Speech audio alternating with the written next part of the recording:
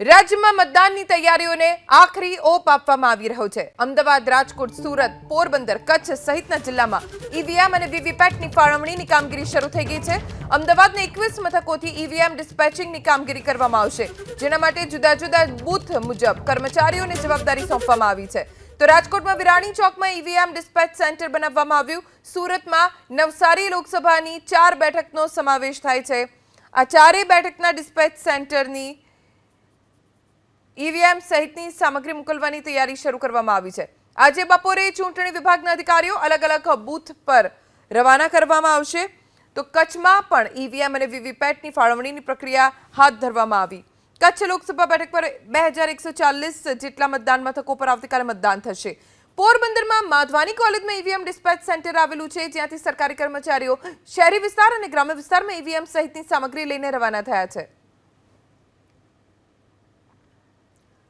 સુરતથી અમારા સંવાદદાતા ધનરાજ બાગલે પાસેથી વધુ જાણકારી પ્રાપ્ત કરીશું।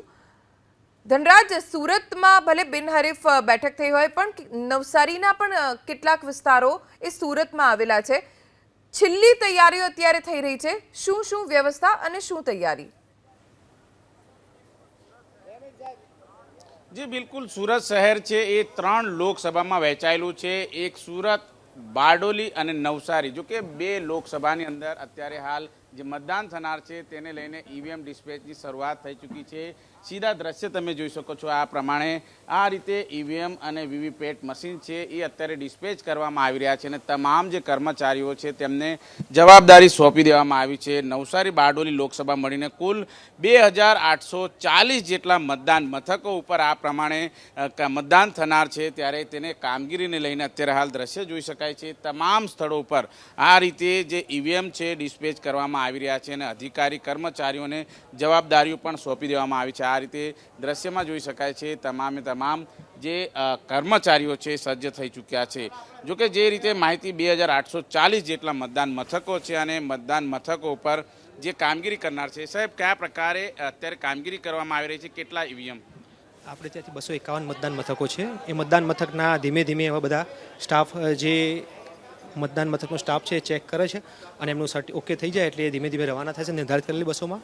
આપણે આ વખતે એમને ગરમી હીટવેવને સ્ટોકને ધ્યાનમાં રાખી અને સરકારશ્રીની સૂચના મુજબ BCIની ગાઈડલાઈન મુજબ એમના માટે આરોગ્યલક્ષી એક કીટ બનાવડાવી છે ખાસ, કે જેમાં પ્રાથમિક જે દવાઓ, ફર્સ્ટ એડ કીટ અને ORS કે જે મતદાન સમયે એમને કંઈ જરૂર પડે તો એ અથવા એમને કોઈ મતદાર બી આપી શકે એના માટે છે। એમને સૂકો નાસ્તો બી થોડો પ્રોવાઈડ કરે છે આપણે।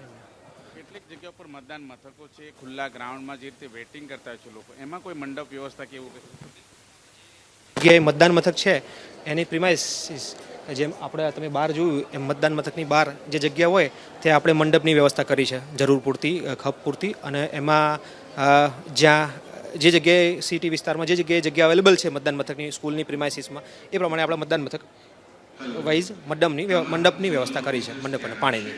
વહેલી સવારથી મતદાન શરૂ થઈ જાય એટલે લોકોને શું અપીલ હશે આપની? મતદાનના દિવસે લોકો સમયસર મતદાન કરે। ગરમીની છે એટલે પોતાના આરોગ્યનું ખાસ પહેલાં તો ધ્યાન રાખી અને મતદાન સમયસર કરે, ECIની ગાઈડલાઈન મુજબ ફોલો કરી સહકાર આપે એવી અપીલ છે લોકોને। અને ગરમીનું પ્રકોપ છે એટલે ધ્યાન રાખે એવું ખાસ આગ્રહ છે। બિલકુલ જોઈ શકાય છે અત્યારે જે રીતે તમે દ્રશ્ય જોઈ શકો છો, ઈવીએમ મશીન છે, વીવીપેટ મશીન છે, આ તમામ જે સાધનો છે એ અત્યારે સોંપી દેવામાં આવ્યા છે અધિકારીઓને। અને આ જ ઈવીએમની અંદર જે ઉમેદવારો છે તેમનું ભાવિ છે એ નક્કી થશે।